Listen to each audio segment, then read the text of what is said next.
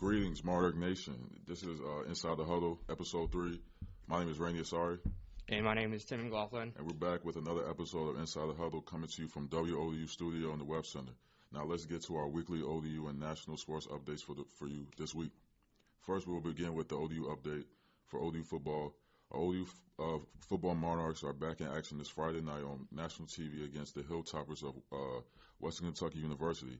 Our last couple of Conference USA games have not gone too well for our Monarchs. We've had a couple of Conference USA games that have not gone too well for us. We had some key players injured and some younger players going through some tough key positions, and effort is there, but we have not been overpowered the last couple of weeks by Florida Atlantic and the Thundering Herd of Marshall. So football is a game of field and turnovers, and unfortunately neither of them has been in our favor so over the past month. So hopefully we hung tough with Marshall through the last 3 quarters last week on the road, and things got tough for our guys. We just couldn't stop them. Marshall wound up on the good side of the ledger, winning 35-3. Unfortunately, well, I think that this Friday night is perfect time to turn around on national TV. Freshman quarterback Stephen Williams, ODU career rushing leader Ray Lowry, Jeremy Cox, Brandon Anderson, all the rest of the football Monarchs are back in action tonight at SB Ballard Stadium. Kickoff starts at 6 p.m. and they need your support, so for the biggest game yet. Also, if you come on out, please wear black. It's a blackout. Yeah, yep. And so please come out and support our team. Now moving on to men's soccer. So for men's soccer, our number 18 ranked men's soccer team beat UNC Charlotte in a Conference USA game, and then unfortunately dropped a non-conference game last week at the ODU Soccer Complex to Coastal Carolina by the score of 5-2. It was their first loss since September the 1st. Then after that, though, our Monarchs traveled to Chapel Hill to take on the number 4 ranked UNC Tar Heels and took them all the way to double overtime before losing 2-1. Come on out Saturday night as our Monarchs have their second to last home game of the regular season against Marshall. Next for women's soccer, it's a huge weekend for our women's soccer team. Last night at the ODU men soccer complex, they played number 23 ranked and first place in Conference USA Rice Owls. The Monarchs ended up losing 7-2, but in a couple days on Sunday afternoon, they host Conference USA second place team North Texas and look to rebound after that embarrassing loss to Rice. That should be a good game because they're the second and third place teams in the conference. The Rice game was also on BN TV, and the North Texas game will be on Conference USA TV. We end the regular season with 3 home games, which is great. Our kids are so excited to be home, said ODU head coach Angie Hine.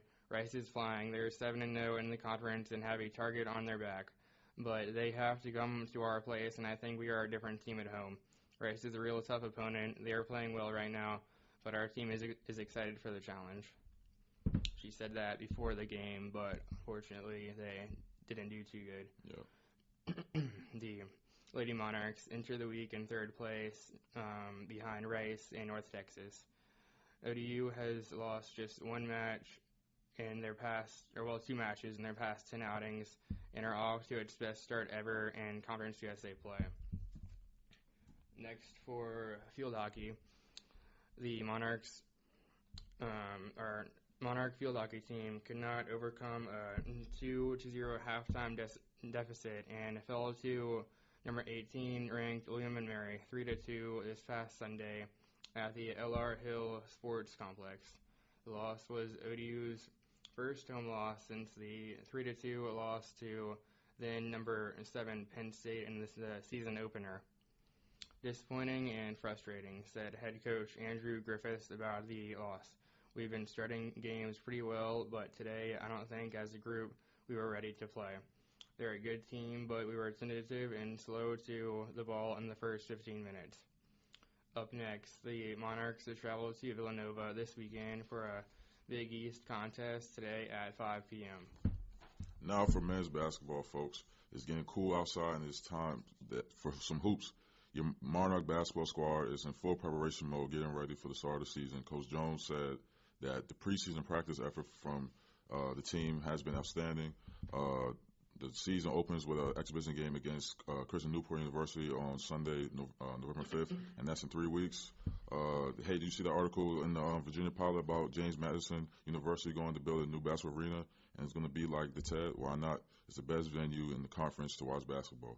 Now, for men's basketball, are you going to say something, Tim? It's also going to be built by the same people who build our facilities, the SV Ballard Construction Group. Oh, that's dope. That's what's up. Now, for women's basketball, come out and get a sneak peek of the 2017-2018 ODU's women's basketball team this Saturday on the 21st at noon in the Jim Jarrett Administration Building. The open practice will allow fans the opportunity to watch the full practice, get autographs from coaches, players, and meet newly appointed head coach Nikki McCray.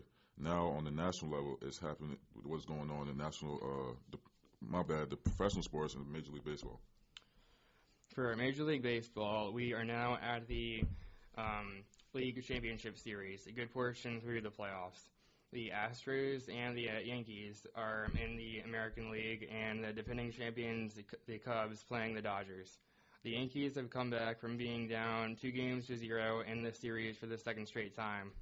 Previously, they came back and beat the Cleveland Indians 3-2, while similarly this time they are up 3-2 with Game 6 tonight at 8:08 p.m. On the other side, in the National League, though, the Dodgers raced out to a 3-0 lead before the Cubs won Game 4, then the Dodgers finished them off. Yankees-Astros Game 6 is today and should be a good one. Lots of intense games, questionable calls, and excitement. All right, now hold on. Now the Dodgers in the World Series. Who you got within the Yankees-Astros game this week? Is it tonight, right? Yeah, it's tonight. Yeah, who you got winning this game? The Houston Astros against the Yankees. I think that the Astros will win. It's in Houston, and hopefully Justin Verlander will deliver. Another ODU product. Yeah, so it should be a good game, nonetheless. But we'll see what happens. Yeah. Sorry to cut you off, but But if you got the Astros winning, who you think is going to win the whole thing, the whole World Series? I think that regardless of who they play, the Dodgers are going to win either way. Yeah. But I think that they will beat the Yankees easier than if they beat the Astros. Yeah, I agree with you there. I know. I feel like when it comes to, I don't know like that much baseball, but I know that the Dodgers have a really good pitching crew. With Clayton Kershaw delivered last night. Yeah, he played well. So I know they playing well. I know Yasiel Puig, he's been really improving his game over the past year. So yeah, that's great. Now for NFL, the Raiders won against the Chiefs last night in a real crazy game. It was a wild game. There was a 2-yard touchdown pass with no seconds left. It was 30 penalties during that whole 30 seconds. That was towards the end of the game. Yeah, it was a real close game. I really enjoyed it. Marshawn Lynch, he got ejected during the game. He ran out to this field and, he pushed a referee. It looked like it, and he got ejected. Like I said, it's a possibility he more than likely is going to get a fine. He should get fined and a suspension. Yes. Because he wasn't even on the field at the time. He just sprinted on, and there was already a scuffle, so he just wanted to have a word in it, and then he shoved the referee. So I think that was kind of a bit too much. Yeah, it was crazy, too, because I remember I think I was seeing on social media that after he changed his clothes, and he just went on the stands and just watched the rest of the game. And then, after the game was over, he took a train home. No way. And he was with fans. He was with fans, and he was he was with fans, and he was in the train with some fans and doing just hanging out with those guys. You can tell he's really a personal person to be around. It looked like the fans really enjoyed it. But now with the Chiefs, they lost. Now they lose. They start off 5-0. Now they lost 2 straight. Tim, you think the Chiefs are in trouble? I think they are in trouble. Yeah. They should rebound soon, but got to get it together. I know all divisional games inside your division should be tough, and last night was no exception. Yeah. Derek Carr played his butt off, and all of the crew. The running back for the Chiefs, though, Kareem Hunt, had a chance to be the second rookie running back to surpass 1,000 yards in their first 6 games. Wait, I think he got it. No, he did not. I thought he got it. No, he had to get For 100. scrimmage, I think it was scrimmage yards. I think they say he got it. I think so. He did. I thought it was just like, what do you mean? No. Like, scrimmage yards is like both receiving and rushing. Like, it's combined yards for both of them. I thought it was just rushing. Nah, I think it was. I'm not sure. I mean, you're probably right though. You're probably right.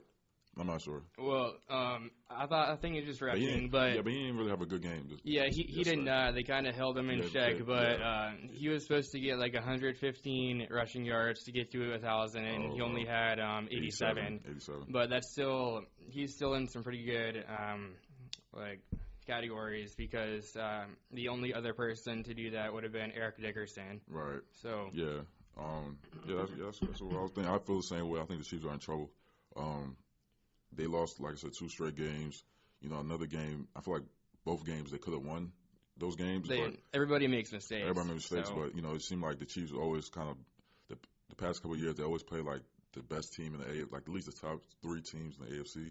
But then for some weird reason they always like tend to take a couple of losses towards the like middle of the season, and they would get bounced around in the first round in the playoffs. So yeah, I think the Chiefs are in trouble. They really. I mean, like I said, it was a close game. They really had a lot of like bad penalties. Yet last night, it was a lot of like 2 holding penalties straight back to back. Yeah. So yeah, I really do think the Chiefs are in trouble. But at the same time, it is this season has been really like open for anybody to do well. It's not like really a standout team in the NFL right now. I think maybe the Eagles, but who knows? Well, we'll just have to see later on in the year because you can't really say who's the best and the worst this early in the year. Yeah, but that's true. I think one other team who might be in trouble is the Green Bay Packers because Aaron Rodgers out for the year. More than likely out for the year. He broke his collarbone on his throwing shoulder. Yeah, too, so. because he broke his collarbone in 2013 on his left shoulder, which is his non-throwing shoulder. Yeah, but came back. Regardless, they will not be the same with Brett Hundley. Yeah, he's not. I don't really think he's that good of a quarterback. Really, he's not. He might do well, but and really, that's like you said. They've been really in trouble for real because Aaron Rodgers really is their best player. Like he's probably one of the best players in the league. I think a lot of people will say that, and for him to be out for damn near for the year is kind of it's kind of crazy. Yeah, so we'll see who takes over like the best team in the AFC, but I know it's not going to be the Packers. I mean, Brett Hundley should do well, but yeah, the NFC, yeah, tough. Are they in like first place in their division? I think so. Yeah, they are. I think it's between them and Detroit. See how that works out. Yeah, we'll see how that works out. So yeah, and then Teddy Bridgewater, he came back. Well, yeah, I think it's Minnesota. Minnesota, I think they top. They're in the division too, right? Same division. Division. I think they're. Yeah. I think they tied for the same record, 4-2. Yeah, Teddy Bridgewater's been practicing. Yeah. He hopes to return this year, but they have to go through all the protocols and make sure that he's 100%. But I think he is. I mean, they let him practice fully. I think so. Who knows? He might come back, but I think even if he does come back, it won't be for a couple of weeks. I think it'll probably be a couple of weeks because also they still got Sam Bradford, even though he's out. He's injured too.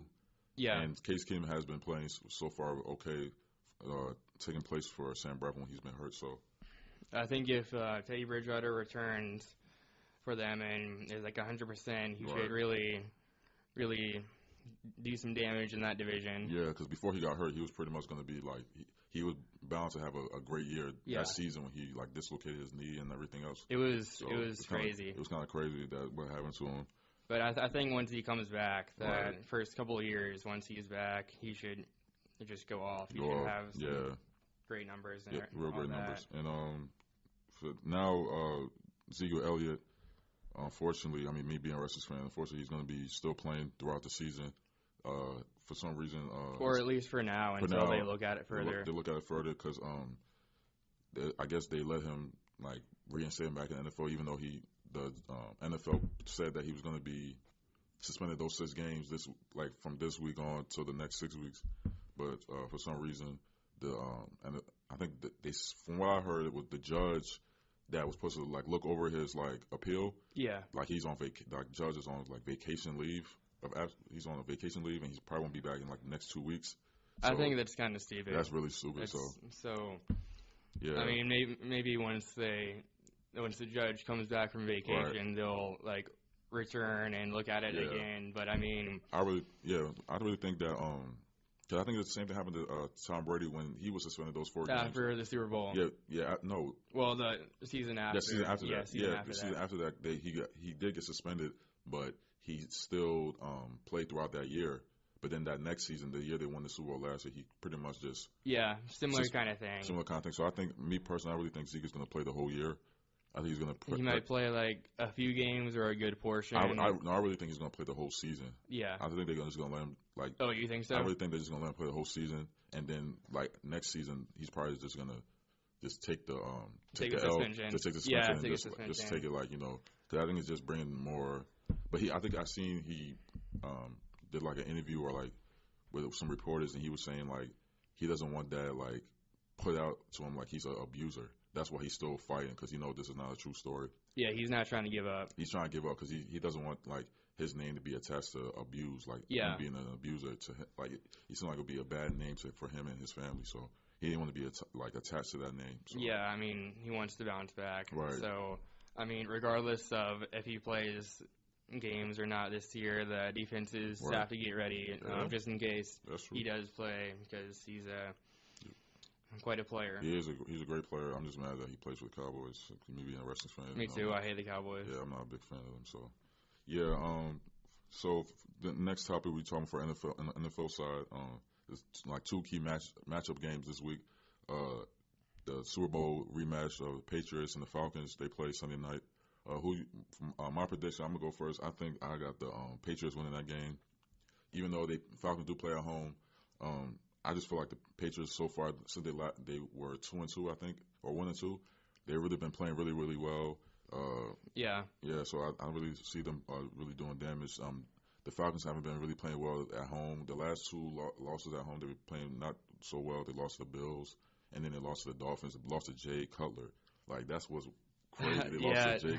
The guy was like on retirement. Jay Cutler isn't the best. Yeah, he's not a great quarterback. Yeah. So for them to lose to him, in their home field is really ridiculous. So I don't really see them playing so well this game. I don't think they're going to win this game. I see them probably winning. I mean, I see them losing probably by like a touchdown at the most, like 7 to 10 points. And I mean, they haven't really been playing well. Falcons, they're really not really giving Devontae Freeman the ball much. Which they should. They should. They're not really targeting Julio Jones, was probably like the top 3 receivers in the league. They got to do these things. I mean, they give him the ball, but they're not giving it like he's their best player. You should give him a chance. Yeah, like, exactly. I mean? Like, I don't know what their offensive plays are. Yeah, because Kyle Shanahan, he was the offensive coordinator. Yeah, then he left to the 49ers. Yeah, they got Steve Sarkisian. He was in college being an offensive coordinator at USC, I think. No, he was a coach at USC, but then he got fired. Yeah, I think he did something over there. He was like drinking or something. He had a drinking problem. He was like alcoholic, and then he was offensive coordinator for Alabama when what's his name, Lane Kiffin, he got fired. Oh yeah. When he got fired during the season, then I think he was already on the staff. Sarkisian was already on the staff, and then they what happened? Yeah, Sarkisian was already on the staff, but then once they fired Lane Kiffin, they just promoted him to offensive coordinator. We'll see how Sarkisian does with the Falcons, but he hasn't delivered so far. He hasn't really been delivering. I mean, I think the other coaches need to step it up because, although the Patriots struggled early on, they're gonna be in the Super Bowl conversation year in and year out, regardless of who's the quarterback. But that's true. I just feel like this game is going to be a close one and come down to the wire. I mean, I feel like the Falcons, although they haven't been playing well and so on and so forth, are going to hopefully play with a chip on their shoulder after they blew with a 28-3 lead in the Super Bowl last year. Yeah, that's true. I mean, they don't have the same 53 guys on the team, too. So, yeah. It's a totally different – both teams just have totally different players on the team, but I think at the same time they really want to really show – they want to show who they are. But I still feel like the Patriots are going to be the better team, even though the Patriots haven't really been playing really good defense so far. Neither team has played up to their true potential. Yeah. I mean, but the thing is, the Patriots are really, their secondary has been awful. I mean, the whole defense has been awful, but I still feel like this is a Sunday night game, primetime game. rematch game, the Patriots were going to show why they were champions of the team of the NFL last year. And like I said, you got Tom Brady as your quarterback. Yeah, but your chances of but I winning is always mean, high. if the Falcons want to win, then they have to do whatever it takes because it's in Atlanta and it's a primetime game. They have MVP quarterback. Yeah. So I mean, that's true. We'll see how it goes. It should be a great game and stuff. So. But who you got winning? I got the Patriots by field goal. By field goal? Yeah. Yeah. That's probably. I got at least like around 7 to 10 points, like them winning. So. Yeah. Yeah. So I got that. That one should be interesting. Yeah, it should be an interesting game, and also an interesting game will be the Redskins versus the Eagles, 2 top teams in the NFC East so far.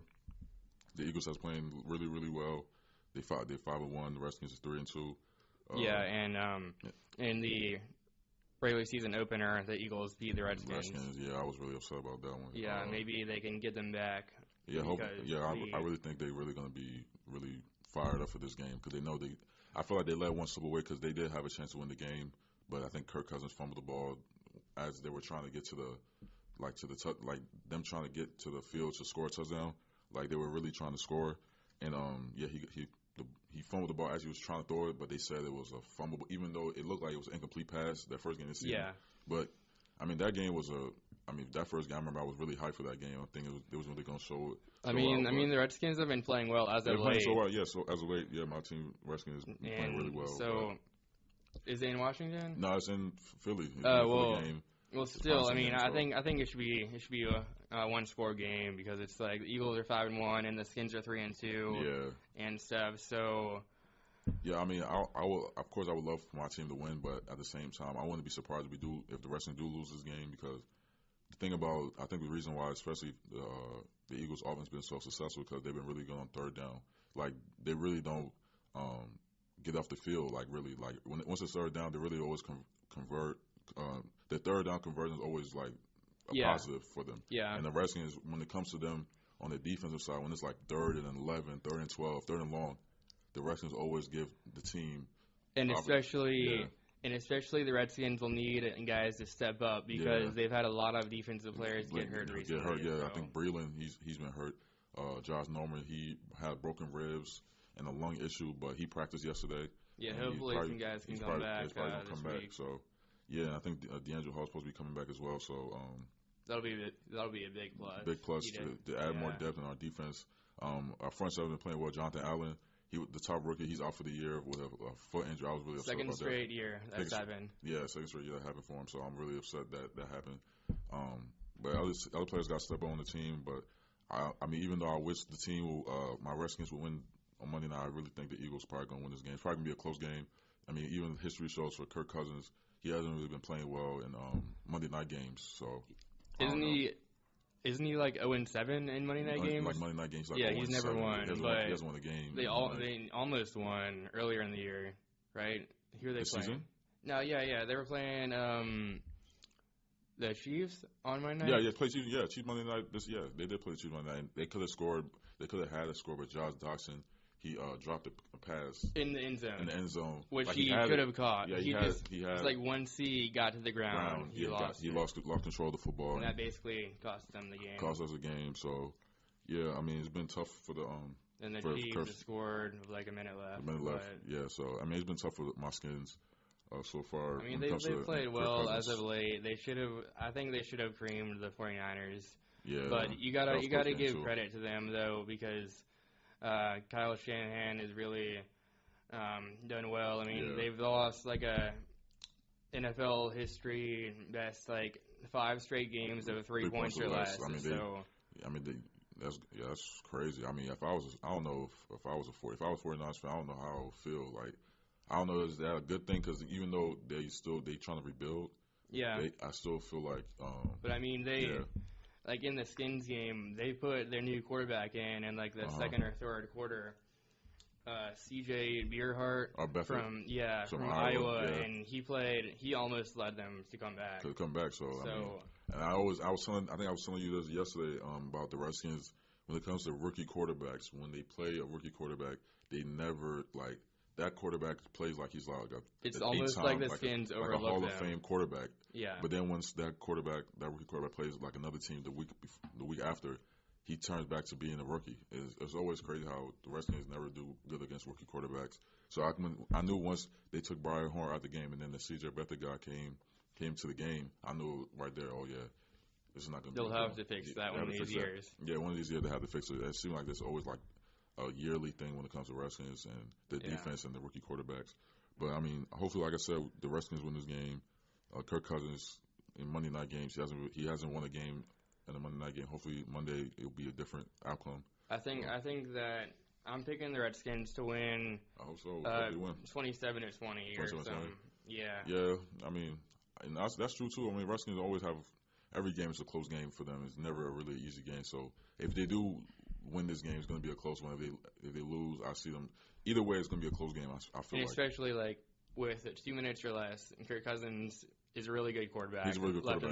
Left in the game. But yeah, that happened the first game too. Like it was like 2 minutes left in the game when the Eagles played the Redskins. Yeah. And he didn't show up during that time. He fumbled the ball and they scored it for a touchdown. And that was pretty much the game. That was pretty much the dagger at that point. So. We'll see how it goes. We'll see how it goes. Now you going to NHL? Or you still want to talk more NFL? Or you want to go to hockey? NBA. No, I'm talking about, you want to talk about hockey? No, I'm saying should we do it? You want? Yeah. We can go to NHL. We can go to NHL. It's up to yeah. You, man. So, I mean there isn't many hot topics in the NHL right now, unlike the other sports. But I guess we could just go into the season and say who the top teams are as of now. They're about 2 weeks in, and the leaders of like the different divisions are the New Jersey Devils, Tampa Bay Lightning, the St. Louis Blues, and the Los Angeles Kings. Most of those teams are 6-1, and the Kings are 5-0. So we'll see how it goes. It should be an interesting and fun season. All right, cool. I mean, that seems like this so far. So it seems like that's really it for NHL, right? I mean, the season just started, so hopefully we'll see how it goes throughout the year. So for NBA, the NBA opened up the past week with lots of drama. Less than 6 minutes into the NBA season, Gordon Hayward was lost for what could have possibly been a season with a gruesome ankle injury against the Cleveland Cavaliers. I remember watching that game. It was like, I remember seeing it like live action. I remember when he tried to go for the alley-oop, and like once he landed, I heard like a snap. And I was like, I thought he like hit his head at first, but then once they was like, the announcement like, oh, Gordon Hayward broke his leg, and they zoomed into his leg. Yeah, I just saw replays. I didn't see it live. I was just like, yo, like what the heck is going on? Like that's crazy. Especially for that to happen in the first quarter of the first game. Their first game, and then I seen the Cavs, the bench, their reaction. They like was so they were so shocked. They didn't know what happened. What happened? They pretty much just like ran out the arena and went to the tunnel. I didn't see it, but I'm sure there was a long delay. It was a long delay during that game, and like it was a long delay about that. It was crazy. I was shocked about that. I was like, wow, like to see that happen. You know, I mean, I wish the best recovery for him. You know what I mean? Yeah, so, because he was probably going to be the focal point of the Celtics offense. Yeah, I mean, that was the big free agent signing this summer. It was to get him. They really recruited him. The whole team did. So, I mean, to me, this is just a chance for other guys to step up, but they won't be the same without him. I mean, I think they're probably going to fall off to 5th seed at best, maybe 6th or 7th. I really don't know. I mean, but I'm still kind of. I see them at least going top 5. I mean, I still like, of course, the Cavs, of course. But then, if before Gordon Hayward's injury, I had them too. Yeah. But now that he's injured, I think it's going to be the Wizards, and then it's probably going to be Toronto, Milwaukee. Yeah, the Bucks. Milwaukee, and then it's probably going to be Boston.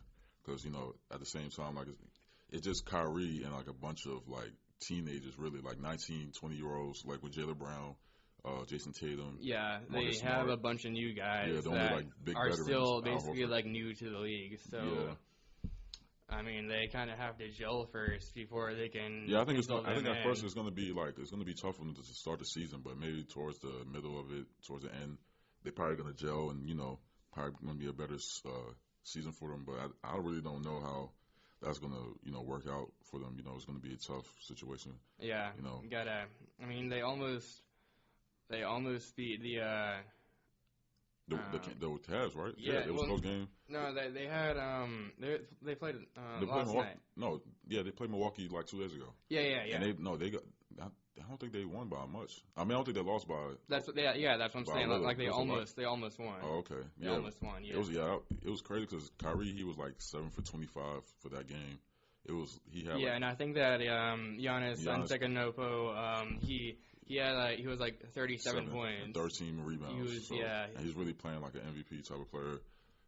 Like a lot of people really predicted him to be. Well, I don't know if people predict him to be an MVP player this year, but I think towards maybe like in 2 or 3 years. 2 or 3 years. Yeah. When LeBron is on the decline, maybe. So, but the Cavs. But speaking of the Cavs and the Cavs and Celtics game, the Cavs ended. Yeah, like you said, we talked about they ended winning that game 102-99. So, and also now another injury I forgot to say is Jeremy Lin. He's out for the season too. He tore his patella tendon. I think we was talking about earlier yesterday. You seen the once he landed, he was like, "Yo, I'm done. My knee." Yeah. He started to look like he was really like grimacing his knee. That really was bad. He's out for the year as well. So it's so crazy to think that we had 2 possibly season-ending injuries in 2 days. Yeah, like crazy. the beginning of the season. I hate it for players to go down, but it sucks. Yeah. Yeah. So I mean, it was really a tough situation. I think a lot of people had a lot of problems for Brooklyn, even though they're not a really good team coming in the East. But they're slowly coming up since they had they traded in to get D'Angelo Russell. A lot of people expected him and Jeremy Lin to probably be a 1-2 punch to the season. Even though they probably wasn't going to win much, but I guess that's not going to happen this year. It's not going to happen this year. Maybe next year. So it's going to be tough for them. Many have said that the Cavs, this is LeBron's best team in Cleveland, since he's been. Oh, definitely, yeah. They're pretty much like 10. They can go 10 deep. Like they can really. Derrick Rose, Dwayne Wade. I mean, even though they have a lot of great players, they don't.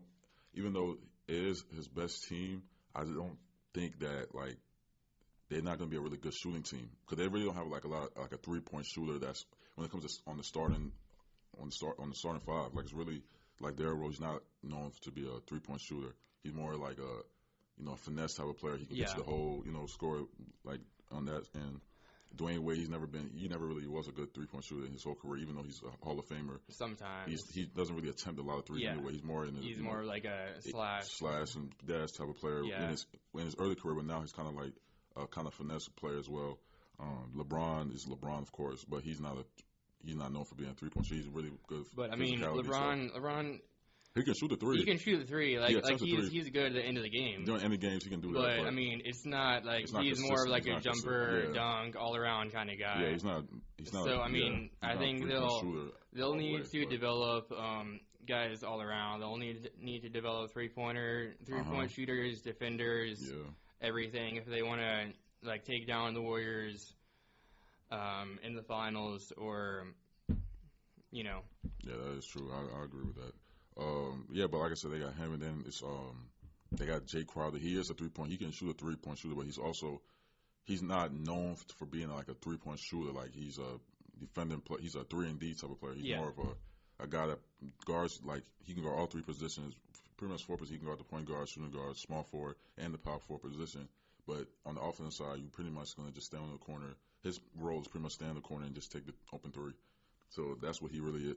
That's really his game, and that's what he's really good at. They're just gonna have to figure out who's good at what and who's gonna step up. Yeah, I mean, pretty much for that team is going to be J.R. Smith. J.R. Smith is really is their best 3-point shooter on that team, but he's coming off the bench. As of now, he and is. Isaiah is a great 3-point shooter too. But I think he's still out until January. Yeah, he's still out, so I think they're gonna need someone to step up for that role. But I mean, Derrick Rose, hopefully he can do that. But even though he's not the same MVP player he was when he was in Chicago, he did have a really good year last year with all the circumstances that happened during that season. He did average 18 points, even though that was a bad season for the Knicks and their team. But but when Isaiah comes back, he's pretty much going to be that player. He's going to be that 3-point shooter that they're going to need once the playoffs start for them. But, also talking about the Knicks, Carmelo Anthony had his first game against the Knicks since he went to the Thunder, and he's now with Paul George and Russell Westbrook and Carmelo Anthony had a great game. Really great game. And Russell Westbrook had a triple-double. Triple-double. And he only attempted like 15 shots, I think, at the most. Yeah, so that's pretty impressive. That's really impressive. That's pretty impressive. He really,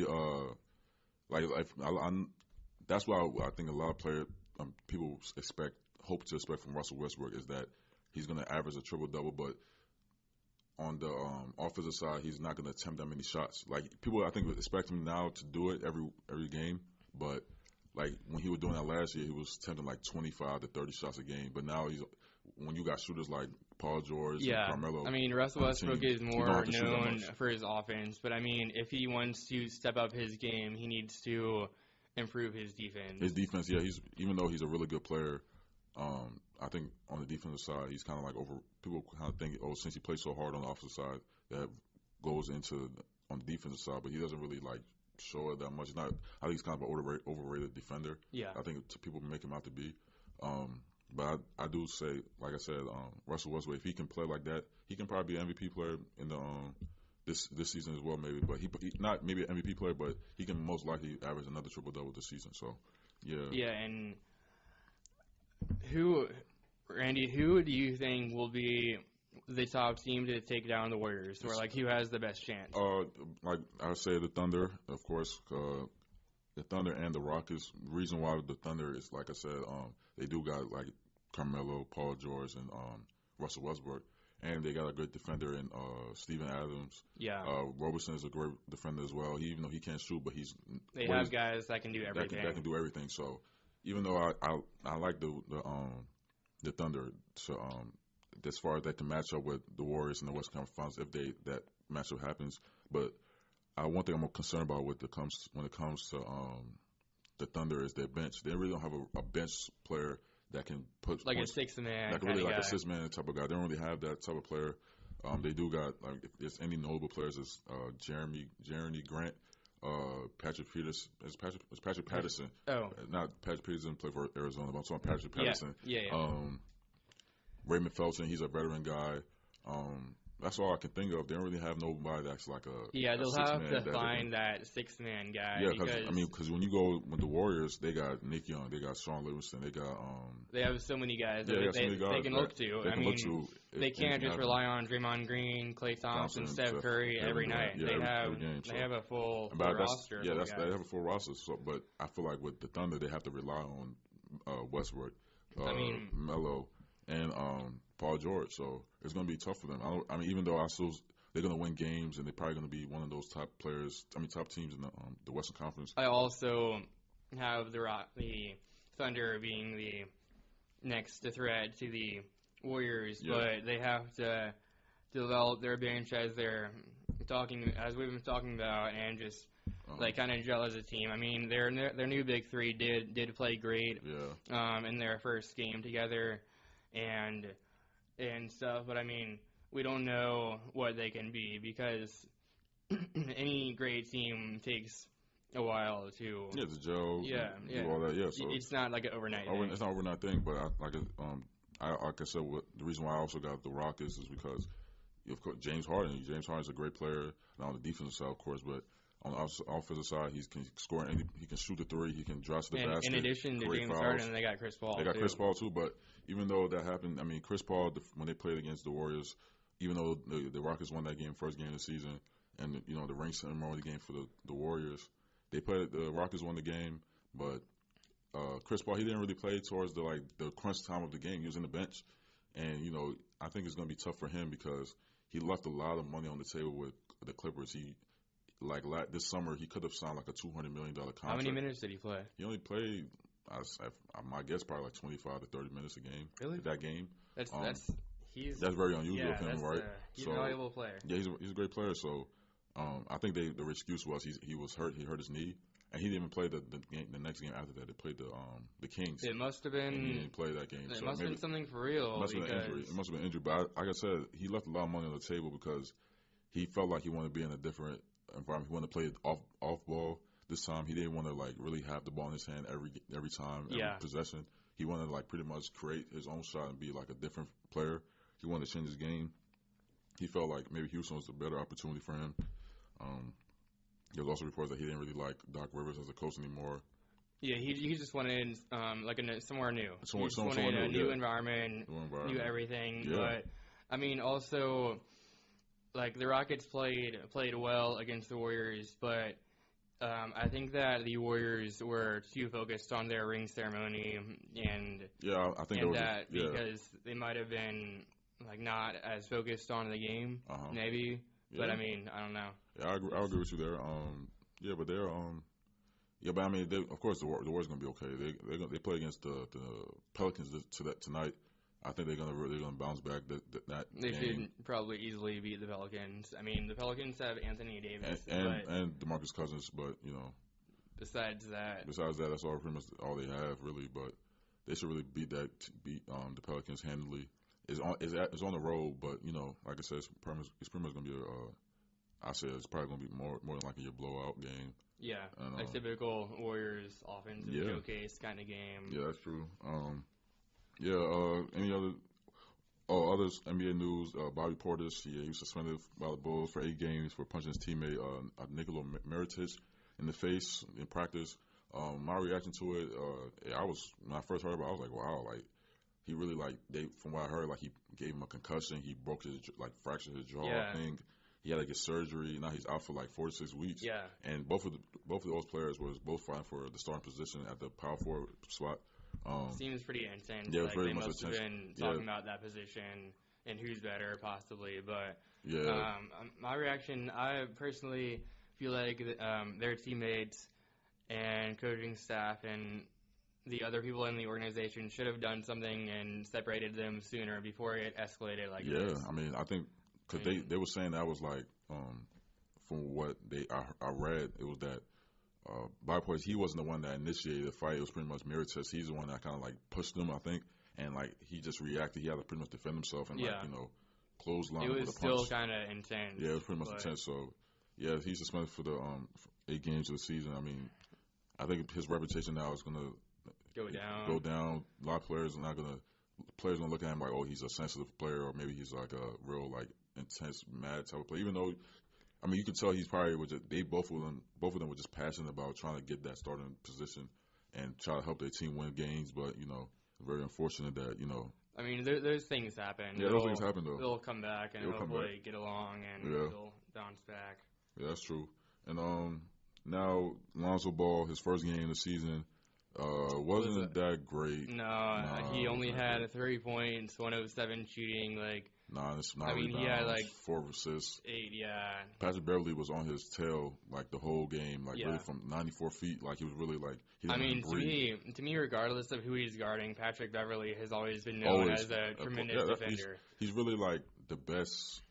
In my opinion, he's the best defensive point guard in the league. Nobody can play defensive. And also, I feel like in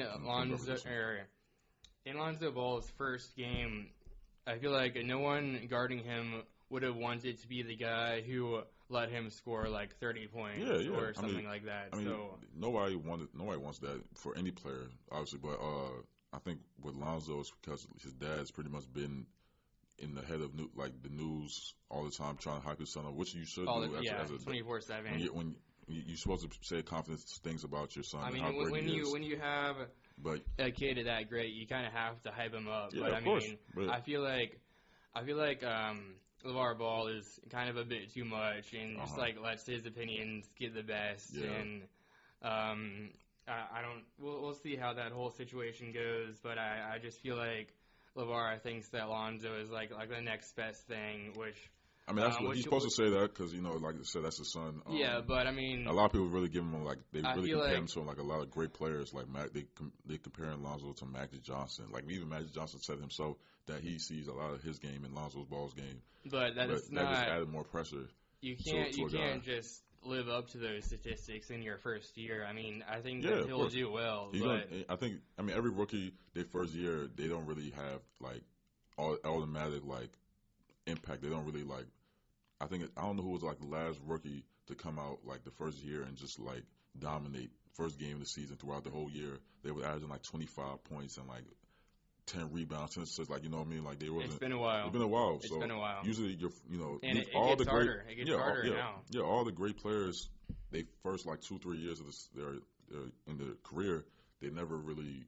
It takes them a while to get accustomed to the game because it's a lot faster and different than the college game. Yeah. So, I mean, yeah, of course. There's like I said, it's rare that a rookie comes in, like especially in basketball. I think comes in first game through maybe the only player I could think about was LeBron. Like he averaged like 20 points, 5 rebounds, like 5 assists his first season. But LeBron's kind of different. He's a different, different. He's specimen. exceptional. Yeah, he's not human at all. I don't think so. But I don't really. I think Lonzo Ball's gonna be okay though. I think this year he's probably gonna average, I think about 10, maybe 10, 11 points. 8 assists, maybe like 4 or 5 rebounds. Yeah, pretty pedestrian numbers. Pretty pedestrian, which is like usual for any rookie to come into the league. Yeah, I mean, you can't just think that you're going to win the whole title in your first year. Yeah, a lot of people are expecting them to. I think Skip Bayless, he predicted the Lakers to go to the playoffs their first year in the Western Conference. I don't see that happening. Maybe 9th or 10th. I don't think it's probably bottom, probably like 12th, 13. More than likely. So, I mean, they're still going to be They're going to be a good team in the future, but as of right now, I don't think that's going to They need other guys, too. They do need. You can't just rely on him. You can't rely on one guy, so, yeah.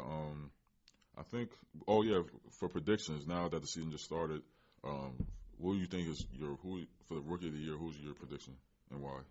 Let's see, this is a tough one just because it's so early, and I haven't really watched the rookies that much.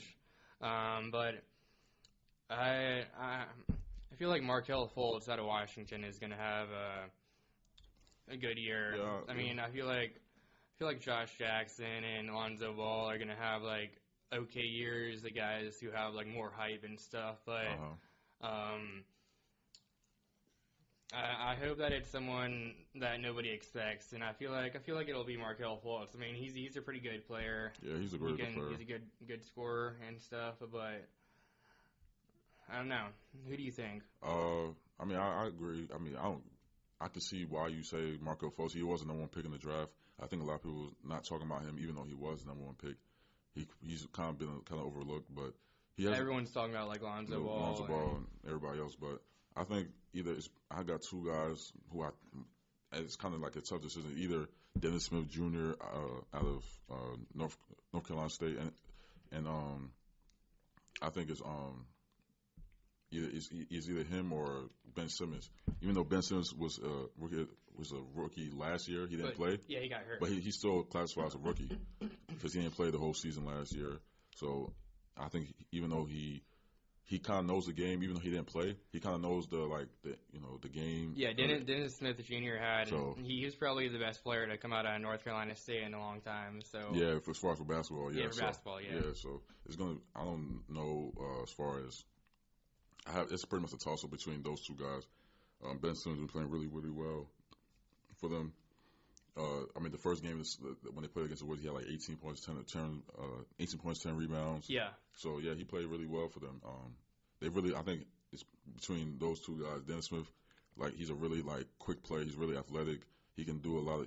He's going to be a highlight reel when it comes to like in the games. Like if there's a fast break, just watch out for him. He's probably going to like dunk on somebody. So yeah, he's a really good player. Yeah, you said you got Markelle Fultz. I got Dennis Smith and probably / Ben Simmons. So we'll see how it goes for that. Now, who do you have for the MVP? Right. MVP, yeah. For the NBA MVP, certain days I say LeBron, and then other days I say James Harden. Yeah. But I mean, I really think it's probably going to be. I mean. I don't know. See, I'm kind of I'm not all the way sure. Like I'm thinking, did I say LeBron? I feel you on that one because there's always like 5 or 6 guys who it can be on. Yeah, I mean usually when it comes to like when the tangibles for being an MVP player, you have to be a winner. Like you have to have at least the best record in the league. Yeah. During that season, like toward the end of the season, if you have the best record in the league, you're more than likely whoever was that best player is gonna be the MVP of that year. Of course, it's the East. You know, LeBron plays in the East. It's a really weak conference this year, so he's more than likely going to dominate and score a lot of points. Especially with the Celtics getting weaker. Getting weaker with missing. I mean, unless like John Wall or the Greek Freak have like breakout years or something like that, I don't see anybody but LeBron getting it for the East. Yeah, that's true. But I mean, I feel like the way James Harden played against the Warriors, and when a lot of every expert, saying they have them winning the whole finals, and the way he played, I don't see them. Why not? So I think today I'll say James Harden because like I said, he can average about 28, 29 points a game, have a good 6-7 rebounds. Yeah, he can go off on any given night. Yeah, he had 11 assists. He averaged like 11 assists last year. He probably can do the same, but he probably not because he got Chris Paul, and he's probably going to be doing a lot of assisting. But even though them two should be a pretty nice 1-2 punch in the West. Yeah, that's true. But I'm not entirely sure who I have for my predictions. I know you can pick like anybody, but it's kind of early and. Yeah, it's early. I know. This is like a preseason, even though it's not preseason, before the season started. The season just started like 2 days ago. Yeah, it started on Tuesday. So. But so far, my prediction going into it, I see James Harden winning the MVP this year. Yeah. But I won't be surprised if LeBron makes it too, even though because it seemed like he's been playing MVP type of, he's been having MVP type of. I feel like he's only consistently the past like 3-4 years. So. But I feel like he's only gonna have a few more MVP type seasons because he's kind of. He's 33, I think. Yeah, he's on the decline. Yeah. I think he only has a couple years left. He has a couple years left on his belt. They say that Tom Brady can play football until he's like 45, but that's not gonna happen. That's not really like. That's not unrealistic. Unrealistic. That's what I'm looking for. But to me, he can play maybe like this year, next year, maybe like 2 more years. You talking about LeBron or Tom Brady? I'm still talking Tom Brady. Tom Brady. Yeah. But that's kind of different. But I think LeBron should play like three more years. But I think he's gonna go for like a couple more, 1 or 2 more championships, maybe. I don't know. I don't know. I see a good 3 to 4 years for LeBron to be still have that MVP type of year. But with Tom Brady, this year he hasn't. Even though he didn't have someone with his shoulder. Like I think he was an injury report. His shoulder's been hurting him a little bit. His offensive line is not that great. He's been getting sacked a lot. He needs help. Yeah, he's been getting sacked a lot. I think they said that the amount of times he got sacked this year so far is kind of like the same. It's like the same number he had towards the whole season. Really? Season. So it seemed like their offensive line has regressed from last year to this year. So I don't know who they have, but if they have the same players, they shouldn't be regressing. Yeah, but at the same time, you're a year older. You're a year older, so you're not going to be the same player you were last year. Only if you have like some tremendous young guys off the draft or something. Yeah, that is true. Yeah, that's very true. So we'll see how it go for all those things. I think so far we're good, right? Anything else you want to add? Nah, that's it. That's it for me. We made our predictions. Yep. And all those things, and just gotta wait and see how everything pans out, right? Yeah, we could make some more realistic predictions down the road, but it's kind of in the water now. Right. Cool. So thank you guys for listening to another week of Inside the Huddle. Please listen again next week as we bring you another awesome update of ODU sports and professional sports of interest. Till next week, go Monarchs. Go Monarchs.